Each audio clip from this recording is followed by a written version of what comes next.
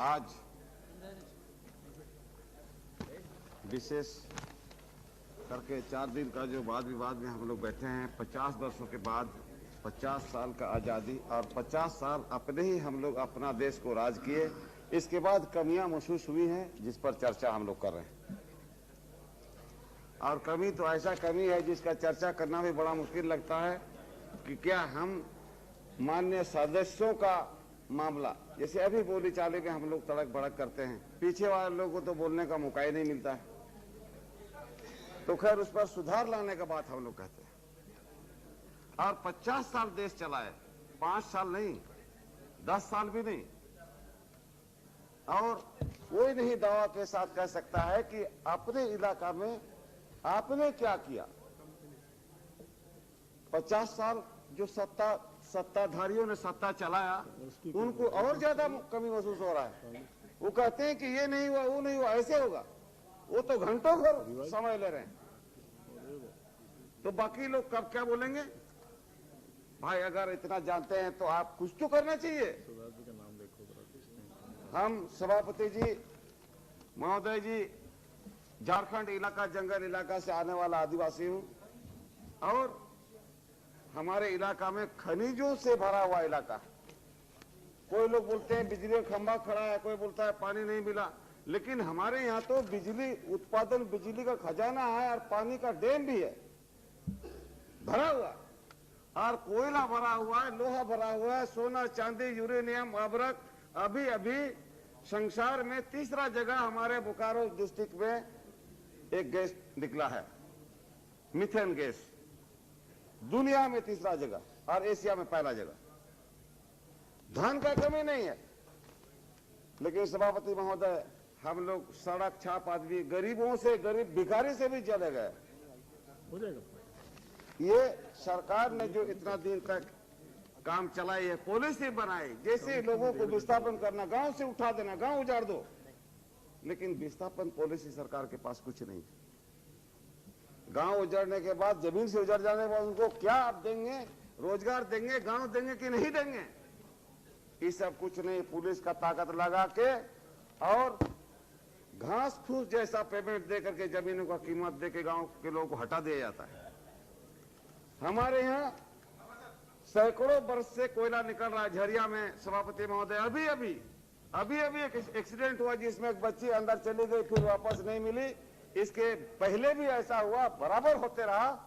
कितने वर्षों से आग लगा हुआ है पता नहीं, और इतना संपदा है। कभी अमेरिकन लोगों ने कहा था कि भाई ये जिम्मा दे दो, हम कोयला निकाल के पैसा भी देंगे और ये कोयला भी निकाल लेंगे, लेकिन पता नहीं हमारे देश के शासक और ऊर्जा मंत्रालय के लोगों ने इस पर अभी तक कोई विचार नहीं कर सका। और किसी भी समय हजारों लोग, 50,000 लोग मर सकते हैं। कहता है नीचे बिल्कुल गड्ढा, कोयला निकाल लिया गया और आग लगा हुआ, उसके अंदर बालू नहीं दिया गया। सभापति महोदय, बड़ा महत्वपूर्ण बात है हमारे इलाके के लिए। दूसरी बात है, पूरे भारतवर्ष में ये जो फॉरेस्ट, जंगल का प्रोड्यूस है, ये माइनर प्रोड्यूस, जंगल में बहुत सारा चीज, जड़ी बूटी, फल फूल मिलता है। इसको लेकर के गांव के लोग और जंगल के लोगों को क्या हिस्सेदारी मिलेगा, इसका कोई फैसला नहीं। और हम गरीब हो गए, जंगल भी खत्म हो गया, और कौन लोग बन गए, ये मल्टी मिलियन लोग, बड़े दवा कारखाना वाले बड़े लोग हो गए। हमारे देश के भी बैद्यनाथ, डाबर, हिमालय, ये सब जंगलों का पदार्थ से बड़े लोग बने। क्या विडंबना है, कैसी कानून है, कैसा विधान हमारे लिए बनता है कि सब कुछ हमारा और मेरे लिए कुछ नहीं। ये समस्याएं हैं। जब कानून बनता है तो कानून इंप्लीमेंट क्यों नहीं होता है।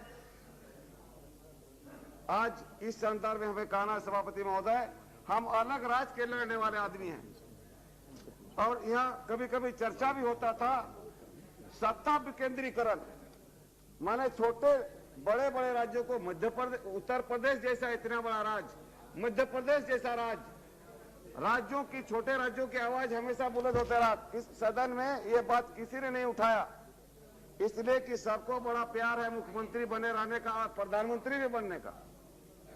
लेकिन ठीक उल्टा हो रहा है।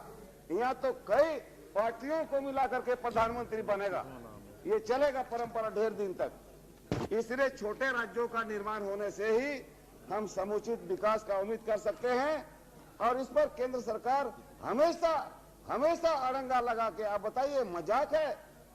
कोई प्रधानमंत्री लाल किला से घोषणा कर देते हैं कि हाँ ये उत्तराखंड राज्य बनेगा।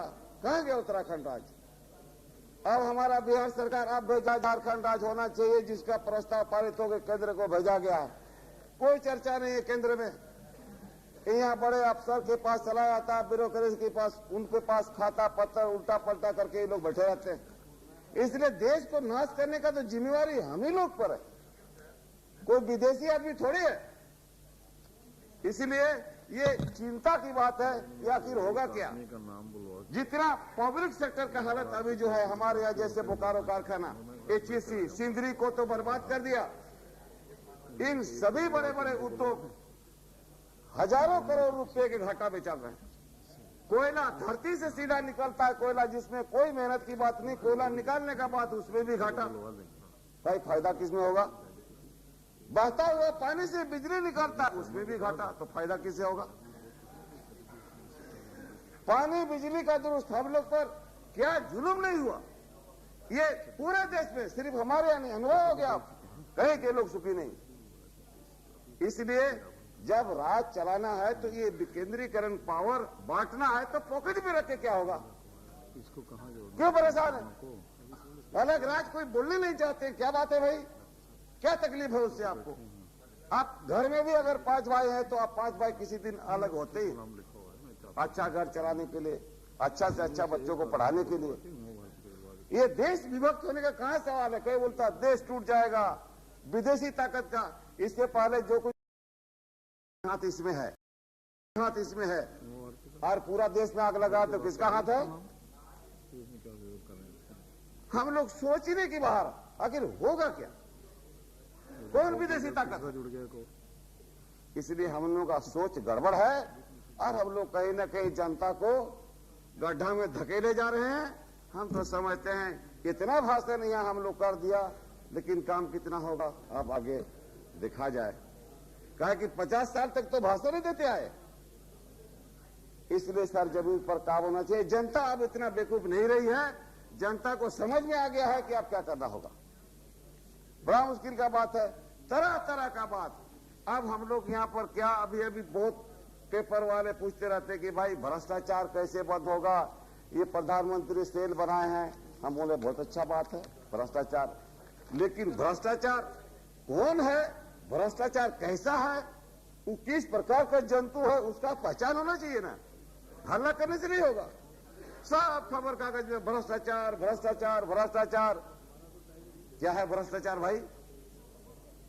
भ्रष्टाचार के कहीं कोई पहचान नहीं यार। हम लोग चिल्लाए जा रहे हैं भ्रष्टाचार। अच्छा, और सभापति महोदय, बेरोजगारी, नौकरी देकर के बेरोजगारी का हल कभी होने वाला? और भारत वर्ष जैसी जगह में यहाँ बंजर भूमि है, जंगल उजड़ गया, और सारे नौजवान लोग नौकरी के लिए लाइन लगाए रखे हैं। नौकरी का माने क्या है? मोटा मोटी नौकरी का माने है बैठ के खाने का धंधा। हम कोई मेहनत नहीं करेंगे। आज हम लोग पंजाब हरियाणा को क्यों बोलते रहते हैं कि लोग अनाज उपजाया, देश को खिलाया, तो बाकी जगह की आग लगा हुआ है? बाकी जगहों पर भी हो सकता है। हमारे झारखंड में धरती के नीचे जितना धन है, ऊपर भी उतना धन उग सकता है। सिर्फ पानी का मामला है। और लिफ्ट इरिगेशन योजना के द्वारा जितना बना, पठारी इलाका में लिफ्ट ही जा सकता है पानी ऊपर। अफसरों ने बनाया, उसके बाद फिर मीटिंग करके उसको खत्म कर दिया। बोला कि नहीं, सक्सेसफुल नहीं हुआ। 5 लाख 10 लाख 8 लाख खर्चा किया, सक्सेसफुल नहीं हुआ। हर एक गांव में 50 कुआं 40 कुआं चापाकल पूरा गाड़ दिया। 30-40 हजार रुपया खर्चा हुआ, मुंडी नहीं लगा। बिना मुंडी का चापाकल है। सभापति महोदय बोलने दीजिए थोड़ा। जंगल का, गांव का तकलीफ है, शहर का तो बहुत आपने सुना। 1-2 मिनट और बोलिए। किताब में लिखा हुआ सुना, हम तो किताब में हम कुछ लिखा नहीं है। मुझे जो देखा हुआ मैं बोल रहा हूँ। हजारों हजारों हजारों कई हजारों में चापाकल गाड़ दिया। उसमें आज 10 साल तक उसमें मुंडी नहीं लगाया। वही चापाकल ऐसे बिना मुंडी का चापाकल, और जितना लिफ्ट इरिगेशन टूटा हुआ। तो ये कैसी योजना है?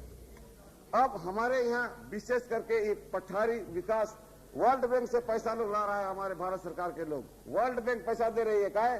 वर्ल्ड के लोग देख रहे हैं कि आदिवासी, गिरिजन, हरिजन, दुर्जन, दुखी लोग, इनका विकास करना चाहिए। हमारे बिहार में चलता है वर्ल्ड बैंक का मामला।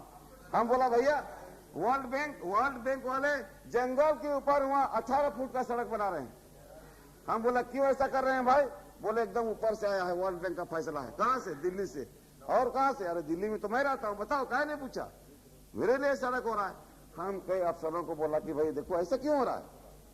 पैजामा कुर्ता अगर हमारे लिए बन रहा है तो हमारा नाप होना चाहिए कि नहीं? कमिश्नर अपने नाप ठोके जा रहा है, अपने नाप से बना जा रहा है, मंत्री अपना नाप दिया जा रहा है, तो कैसे बनेगा?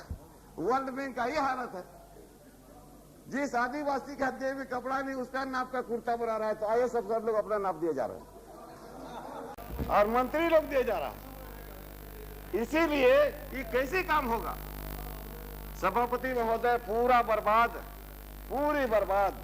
अब इसका पूरा देश के अंदर आक्रोश है और इस भाषण उसन से हम होने वाला है। कुछ करना होगा, बहुत जरूरी है, करना होगा। आज आजादी का बात हम लोग बोलते हैं, आज गांव में कोई आदमी नहीं जानता आजादी किस चिड़िया का नाम है।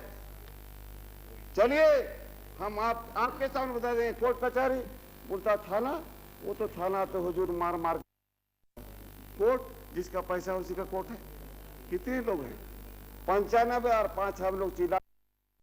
जब तक आदमी शिक्षा दीक्षा में नहीं जाएगा, नहीं पढ़ाया जाएगा, अनिवार्य शिक्षा नहीं लागू होगा, जिसको बड़ा बुद्धि से आदिवासी, हरिजन, गरीब लोगों को पढ़ने नहीं दिया, नहीं पढ़ने दिया गया।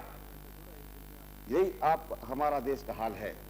इसलिए कौन व्यवस्था होगा इसको सोचना चाहिए। और सुप्रीम कोर्ट जब बोल रहे हैं कि 12 साल 14 साल तक का फ्री पढ़ाई, तो फ्री पढ़ाई करना ही पड़ेगा, और नहीं तो समता नहीं आ सकता है, समानता कभी नहीं आएगा। मनुष्य के अंदर जो समान है, समता पार्टी नहीं भाई, समानता नहीं आएगा। हम लोग जहां के तहां रहेंगे और लुटाते रहेंगे। इसलिए आज जहां तहां आक्रोश है और हमारे तरफ तो पूरा आग लगा हुआ है। कहीं उग्रवादी है, कहीं बम चल रहा है, 10-20 लोग रोज मारे जा रहे हैं। 1 मिनट में खत्म कर दूंगा पीने का पानी। धन्यवाद कर दूं।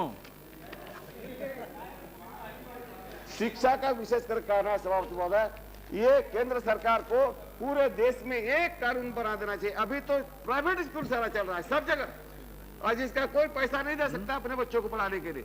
इसलिए एक किस्म का पढ़ाई हो, और पढ़ाई सिर्फ डिग्री के लिए नहीं हो। पढ़ाई आज के युग में कमाने खाने वाला टेक्निकल मैकेनिकल का पढ़ाई होना चाहिए, जिसमें लोगों को रोजगार मिले। और पशुपालन दुनिया का विभाग है, जो सरकार काम करने चाहेगी तो लोगों को रोजगार मिल सकता है। मैं अपना वक्तव्य समाप्त करता हूँ। बहुत बहुत धन्यवाद। धन्यवाद।